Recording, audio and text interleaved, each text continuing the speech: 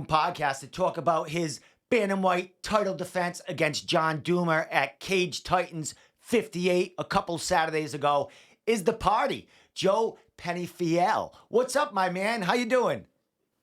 I'm doing very well here, coming live to you from Orlando, Florida. Having a great weekend. I have some family in from Ecuador, and they're actually like my sisters. It's like she's a cousin I grew up with, and she does well for herself, and she brought her kids, and it was the first time one of my cousins got to meet my other son. So it's been pretty cool. We've been hanging out all weekend long, kind of just chilling. Went to like a couple kiddie places, like the trampoline parks. You mom and dads know what I'm talking about. A couple birthday parties, It's been fun. It's that type of fun, but the kids go to school tomorrow, and it's time to get back to work. I just had hand surgery after a few days when I got back home. Unfortunately, I broke my metatarsal, or I broke it before I had surgery on that hand before, because I broke it on someone else's head, an opponent in Pensacola, and this time we broke it on John's head, because John's too tough. Well, what's the timeline on the injury? How long are you going to be on the shelf for? I'd say 3, 4, maybe 6 months total tops. I'm going to take my time. I think God and life has its reasons for things. And I'm the type of guy, I think every time I've been in a Cage Titans fight, you guys seen a better version of the fighter that you've seen before, or you might have seen some other things that you might have not thought that the party had in his arsenal or in his bag. And that's what I'm going to do. I'm just going to go into a little bit of a uploading phase and try to like really upgrade the software that I have. Maybe get some new things in there, some fans or something. I don't know. But I'm just going to try to get better overall. And this is something that I've been through before injuries happen. And I wish it didn't happen. It actually happened during the 5th round. So it took a lot for it to happen. And it is what it is. And all respect to John Duma, of course. Man, let's talk about that fight. You talked about, 5th round that you broke your hand, but the 4 rounds before that, bro, that was monumental. That was history in the making for Cage Titans. I mean, the co-main event, we thought that was the fight of the century, basically. And then Joe against John Duma as the main event, man. Bro, let's talk about it. How'd you feel about that fight and, that all-around war you had in there? Yeah, first of all, I want to say thank you to you, Steve. I actually stayed up one night. Us fighters, at least I do, some of them like the party, but more than anything, like I'll go home and I'll spend a lot of time looking up at how people reacted to my fights, because it's for me it's really about entertaining. It's like I want to be respected in that manner more than at the end of the day, like when everyone's done, I feel like everyone's just a fighter to people. Like, oh, that's that good fighter guy. When you're older, you're like, oh, that's that MMA champion guy. But I also want to be respected in a different manner. Like, I want to be like the Arturo Gatti type of respected in a way. But I want to also be I want to be able to go out there and put on performance after performance for anybody that even when you watch the party and he doesn't win, he's gonna give you something that you haven't seen. And John Duma was a great opponent, and I think that's why the fight took the course that it took. It became a battle, and then it became a war of attrition on who was going to break. And I had done a lot of long distance stuff for this fight in particular, and I made sure I banked on those. Well, as far as the fight itself, my man, some people were saying it was close going into the 5th round. What were you thinking, round by round in that fight? Were you thinking like, No, what was your thought? There was thinking, but what goes through my head is I really put on I think about a pace. And I don't know if it's like wrestling. It's a little bit of fighting, wrestling, and running. I've always ran all my life. And I put a lot of, I don't know, like a thought, and like I do a lot of like thinking, and I don't know what it's called, maybe visualizing when I'm running, about like my upcoming fights and opponents. And so when it gets to a certain place in a fight, it feels like I'm just like it's like the 4th mile out of an 8-mile jog I'm in. It's horrible. It's hot. I'm sweating. I want to stop. My legs hurt. You know what I mean? Someone's fucking calling me for no reason, and it's fucking up my song. So it's like it becomes that, and I'm just able to really like I'm not thinking about much, but just what techniques are working. And kind of like in like what's working for me, something as easy as going forward instead of going back. You know, I knew the left hand was going to land a lot for me, and it did a lot of damage, and so did the right hook. But yeah, there's just certain things I'm thinking about. Mostly, I'm thinking about paces. Like it's crazy. If you run or anyone that likes to run, they know what I mean. It's like once you get like to a certain like level, it's like then you pick it up to like 70%, 75, and then I take them to 80, 85, and then I just keep going, and I try not to go below like a certain level of RPMs or something in my crazy brain. I'm just trying to keep going and going and going and going and going, either with the wrestling or the punching and the kicking. Well, you were going, going, going, going, my man. You know, me when I was speaking to my media partners, I was, I was saying, if this fight is a short fight, I would have to give the edge to John. But as the fight progresses and gets, deeper into rounds, that's where the party shines, man. Did you feel that? You said, you don't really think of that, but you are thinking of your pace in there, which you spoke about. Were you feeling that you were getting, your pace was staying there and John's was fading a little bit? I just feel like he couldn't keep up anymore because of the damage. I feel like his pace was good, but I was also holding him at a really high pace, and I feel like it was just he was always just dragging, a little bit behind, and it was just me pulling us across like a lot of sudden sprints too.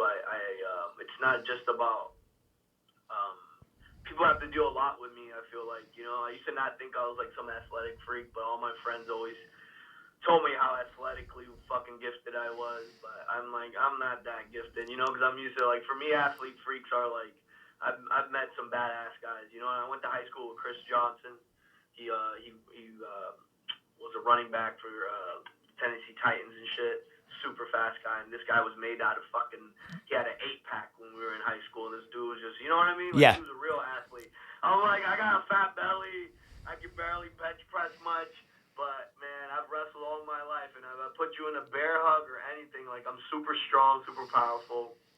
And, yeah, I think the fight was great. John and me put on a crazy pace, and he was just able to do a lot of things, and I don't know how we were able to just keep going and going. The grappling was crazy. Got to give it up to John, man. I was stuck in there. I looked at the time. I was in his front headlock, and he was on top of me with that freaking head and arm for like 3 minutes total, like during the whole like control with me being on bottom. And man, it was dangerous. But I was smart, man. I think people downgrade my jiu-jitsu just because I'm not. It doesn't say black belt next to my name, but I go with, like black belts is like I have so many black belts here in Orlando and in Florida. My neighbors are black belts out here. Nice, man. Well, the Brazilians are doing you well, bro, because you looked fabulous in that cage. I mean, Yeah. like you said, you were stuck in a dangerous spot here and there with John. But as far as your takedown defense and nulling a lot of John's grappling, man, he was going from some takedowns. You were stuffing it, man. So it must have been frustrating on his end, not getting them. Could you feel that frustration in John, or was he just keeping the game face on as always? I think John was really hurt in the first round, damage-wise, more than we think. I think you saw the fight the same way I would have scored it, more of a 4-1. A lot of people, for some reason, gave John the first round. I think due to him coming back after I hit him. But the thing is, like, I hit him with these serious barrages where I think a lot of people see my getting cornered and put against the cage and him swinging on me a few times.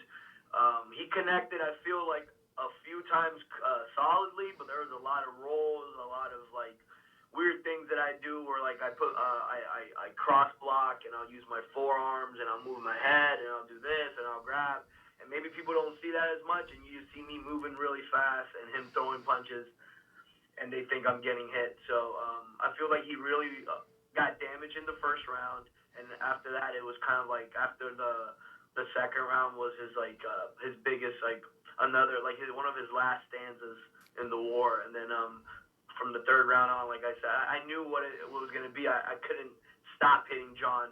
Whenever I stop hitting John, if you notice in the fight, he comes back with a wave of action, and that's the way you have to beat that dude. You can't give him. You gotta keep active on him. Keep poking and poking and poking. If you don't keep poking him, he's not gonna just sit there. He's gonna walk you down and he's gonna take you out.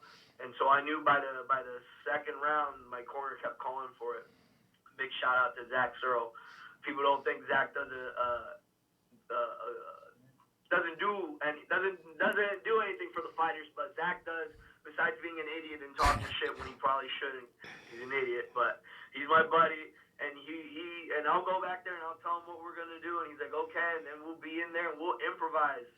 And that's what kind of happened. And we were like, we can't walk backwards anymore on John. I thought I might have been able to move and dance, pick him apart that way, but then I realized that with him, it was gonna take a lot more pushing him back for to clearly get the victory. And then after the third, fourth, and fifth round, I think everyone saw what happened. I think it was just he was just damaged enough that I was able to sprawl and get on top of him and do certain things. I think that normally, I think when he was at 100% strength, he wouldn't. It wouldn't be like that, you know. As far as, the end of the fight and, they're getting ready to wrap that belt around you, defending it again, man, what was that thought going through your mind? I mean, Cage Titans, every time you fight there, there's something different added to the show to make it even, as they say, just raising the bar. And Cage Tyson does it every show. What was that feeling when you beat one of the toughest guys you probably fought in your career, and you were getting that belt wrapped around you again? What was the thought in your mind then? I really couldn't believe it, Steve. It was insanity, man. I really didn't think it was gonna be. How do I put this? Like, these guys, I put in my head, the opponents, I make them out to be monsters in my head, like guys that I really have to go out there and take, man. Because they're trying to kill me, and I'm trying to get to my dream. You know what I mean? At the end of the day, I have to paint these guys. I don't know. I just visualize it differently than some of these guys. I'm really thinking we're going into war. That's why by the time weigh-ins and stuff happens, I kind of change, and I'm more of that party guy that you guys want to see on the stage. But when I'm at home and then when I'm around my friends, I'm fucking a regular, normal person. But just getting that title around my waist meant a lot to me because it was a full circle thing. I was able to really beat a tough opponent and really remind everyone who I was. And I think everyone, including certain fighters that were in attendance and weren't at attendance, I only fight. Steve, I only like to fight the best. So if I'm you know what I mean? I don't want to, when have you seen me fight? There hasn't been a fight in New England maybe in a while that you've seen me fight anyone that isn't a dangerous opponent. Guys have missed weight behind the scenes. Guys, you know what I mean? Yeah. Tons. But Joe does not care. Joe doesn't do anything. Pay me a little bit and we get this popping right away.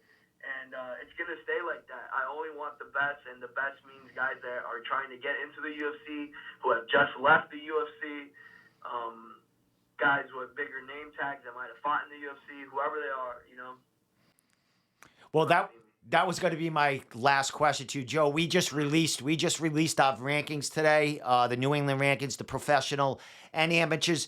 You are the number 2 guy on the list, and the only guy in front of you right now is Rico DeShula, who we all know was just on the Ultimate Fighter show. He's back in town. We don't know if he won, what's his deal, if he's going to UFC, if he's going to stick around.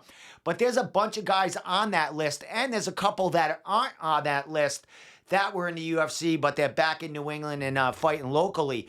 Are you looking to keep raising that bar and fight the best? Is Rico, a couple of those guys that you mentioned that were in the UFC that are around, are those your next targets if you choose to come back to New England and defend that title? Listen, me and the boss man, Mike Povere, will always put together the best fight possible. When the the party comes into New England. There's no hiding anyone. You know, we're gonna offer the fight to whoever wants it and whoever's available at the time that we're trying to make the date for. Right now, obviously, I'm still getting ready to come back and recover from this injury. But when I'm back, it's not gonna be. This isn't boxing. I'm not looking for like a little. What's it called? Like a start me up fight or whatever they call it. Like warm me up. I'm looking for the biggest head, the biggest name, and you guys already know who it is and who what they want, because they want me. These guys need me, or else they fight unnamed, boring, nameless fighters with no style. They won't talk shit, and no one will want to see them. So if you want to keep fighting those guys can fight those guys, or they can come see me at Cage Titans, and everyone can get their biggest bang for their buck. You come see Cage Titans, and if the party's on the show, 100%, you know it's going to be packed. You're going to have Barrett. You're going to have somebody on. You're going to have a couple names on that card. Trust me. Mike Povera knows how to do it. I feel like we're raising the bar at Cage Titans. I consider myself a Cage Titans family member. And whenever I fight for Cage Titans, I'm going out there and I'm trying to make it the biggest fight possible. So you already know I'm going to be talking the most shit and trying to get the most blood on everyone's close cage side, just like they were last time. So All right, my man. Hey, Joe. Make sure you pay attention to our Instagram, because we threw all those posters up and there's total nut chatter going on as it is, man. And it could be fun for you to get in there and, speak your own voice there. All right, my man? All right. Thank you so much. I will. I'll get on there with everyone. All right, my man. Thank you for the time as always, Joe. It's always a pleasure talking to you. And as everyone knows, you're a totally different guy out of that cage. You're a good guy in that cage and out of it, but you are a special kind of human being, man. You're made different, bro. That's what I was saying that night doing that commentary on your fight, man. You're just made different, man. Yeah, thank you so much. And like I said, it's always I always got to credit the dance partner, man. Just like Muhammad Ali had his guy, Joe Frazier. Everyone has to have someone to really push you and push your spirit to that type of point. If it wasn't for John, if it was a different type of fighter, maybe I wouldn't have woken up and had that fire in me. And I thank John for that a lot. I think his career is going to go really well, and he's going to continue to do great things. But like I said, I was the better man that night, and for now, the party reigns supreme. There you go, my man. Well, thank you again, my friend. We'll talk real soon, and we'll be checking in on that hand on you, bro. No worries. Later. Take it easy, okay? All right, my man. Talk soon.